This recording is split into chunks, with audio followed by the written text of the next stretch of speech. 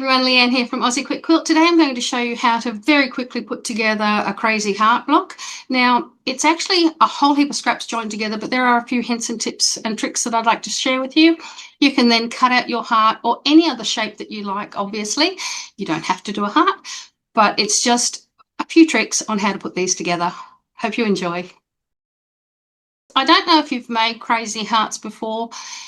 It's lots of little crumbs. Some people call them a crumb block, but a crumb block's a little bit more organised than a crazy heart. I've literally grabbed a handful of scrap out of the bin. I'm going to show you how to put those together and share a few hints and tips. So let's head to the sewing machine. There's no real right and wrong way, and no, I know these colours don't really go together, but I literally rummaged through the scrap bin just to put the little bits together.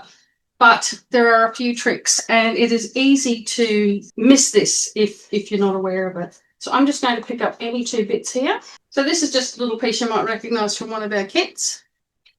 And I'm just going to pick up another scrap. Now the whole trick is it has to cover the last bit you did, or the last seam you made. So I'm just going to pop this down over here.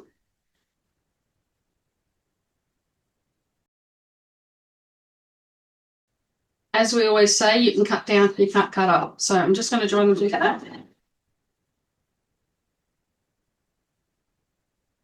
And finger press. If you've got an ironing pad beside you and an iron, you can give that a quick iron over, but that finger pressing is just fine. Now the next stage has to cover this seam. Obviously it's got a funny little point in it. So I'm just going to pick up, let's say, this one here, lay it over the top, and you can see how the bits are sort of overhanging there, and we're just going to stitch that down.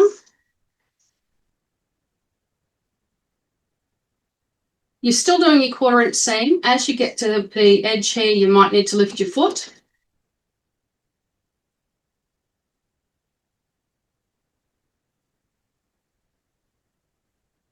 And as you can see, these pieces are overhanging, but that's all covered. You can then take even a pair of scissors, it doesn't really matter. I'm just going to grab a quick rotary cutter and cut through and trim the little bits off. Finger press that out. Now the next piece, you can choose whether you want to put it here or here. It doesn't really matter. It's up to you how you proceed. So I'm just going to grab the next piece. But remembering, putting it here is fine as long as the next piece covers up those edges, because what you're wanting to do is end up with a fully finished piece of fabric that you can cut into the heart or shape you want.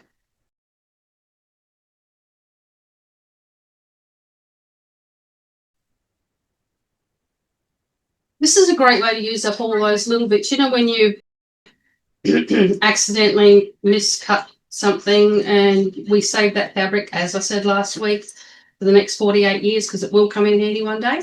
This is one of the ones you can use that up on. I'm just going to grab any other piece, like this one. Now we have to cover up this. So I'm going across here. And don't worry if there's a lot of overhang. Lifting your foot so it doesn't get caught. Straight through. Now you've got all this overhang here. Simply take your scissors or your blade, cut that off to a 1/4 inch. Roughly, it doesn't have to be exact. Unfold and just keep adding and adding and adding. This one here that I did, you can see I've just added and added and added. This piece is probably a little bit too big for what I'd like. I maybe would have made it a bit smaller.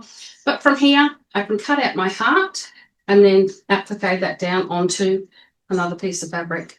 The main thing that you need to do is just make sure you're covering up all the seams. So if I was going to put one across here, I will just show you this. I'm just going to pick up another piece of blue. Make sure it's long enough to go right across. So it doesn't matter how much overhang, stitch that down, because once you trim it off, it'll be fine again, because all that will be gone.